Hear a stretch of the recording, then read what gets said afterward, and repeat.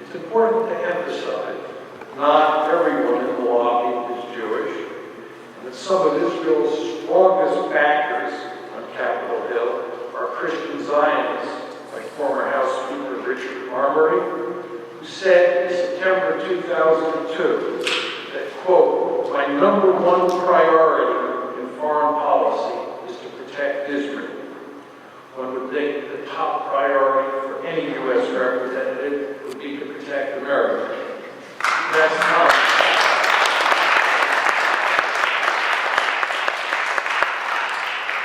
not what Army said. Regarding Tom DeLay, Army's successor as Speaker, Morton Klein, the president of the Zionist Organization of America, said that, quote, "He cared about Israel in every fiber of his being." DeLay himself said that he was an Israeli at heart. The way that Congress deals with Israel is not good for the United States for two important reasons. First, it makes for bad foreign policy. The United States, as you all know, is in deep trouble in the Middle East, in good part because of its special relationship with Israel, which enjoys unquestioned support here on Capitol Hill. It would make much more sense for the United States to treat Israel like a normal country, to treat it the way it treats other democracies like Britain, France, Germany, and India. Israel, after all, sometimes pursues misguided policies, like all countries, including the United States. And Israel's interests, like any other country's interests, are not always the same as America's interests. Thus, it makes no sense to back the Jewish state, no matter what it does. But that is what Congress insists on doing, mainly because so many of its members fear the lobby. Of course, that fear is not irrational, but it is also not in the U.S. national interest.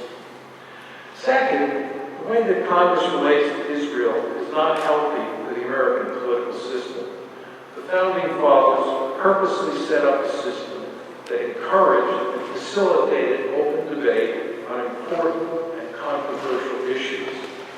They not only believed that this is what democracy is all about, but also that serious deliberation maximized the prospects that we would formulate smart policies. Congress, of course, is supposed to be a critical, deliberative forum. In fact, Congress rarely shrinks from confronting contentious issues, and competing viewpoints are usually easy to find. Whether the issue is abortion, arms control, affirmative action, gay rights, the environment, trade policy, health care, immigration, or welfare, there's always a lively debate on Capitol Hill. But where Israel is concerned, potential critics fall silent, and there is hardly any debate at all. One might respond that there's little criticism of Israel in Congress because an overwhelming majority of its members are deeply committed to Israel, as are their constituents. Thus, they do not hesitate to provide Israel with generous and unconditional support. This line of argument, however, fails the common sense test. If there was an abundance of support for Israel in the public and up here on Capitol Hill, there would be no need for a lobby, especially one that feels compelled to vet every potential representative and senator and then closely monitor those who get elected. The real situation here on Capitol Hill is nicely summed up by a senator speaking on condition of anonymity to a Washington Post reporter in 1991. Quote, "My colleagues think AIPAC is a very, very powerful organization that is ruthless and very, very alert. 80% of the senators here roll their eyes on some of the votes. They know that what they're doing isn't what they really believe is right, but why fight on a situation where they're liable to get beat up on? One might also respond to my analysis by arguing that interest group politics have been at the part of the American political system since the country's founding, and that the Israel lobby simply operates more effectively than other interest groups. It is a Leviathan, so the argument goes, but there is nothing wrong with that. There is no question that pro-Israel individuals and organizations act for the most part like other interest groups. Nevertheless, it is not good for our body politic, for any interest group, especially one that cares greatly about a foreign country, to have so much influence on Capitol Hill. For example, it is not good for our democracy to have AIPAC vetting every prospective congressman to make sure that he or she has politically correct views on Israel and the U.S.-Israeli relationship.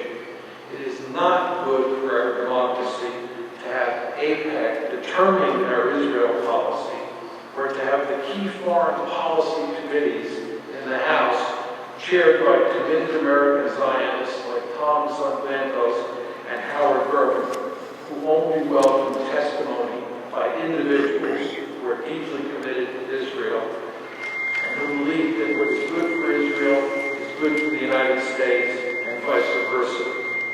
In short, when it comes to Israel, Congress is not doing its job. And for the good of our country, this problem needs to be fixed. If the Founding Fathers were alive today, they would be appalled to see how much power a lobby with an abiding commitment to another country has over Congress, as well as other important institutions in our society. This would certainly hold true for George Washington, who warned in his famous farewell address about the dangers that would arise if the United States had a passionate attachment for another country. It would behoove all members of Congress to take a few minutes in their busy schedules and read Washington's farewell address, and then reflect on what it says about the special relationship that the United States has with Israel. Thank you.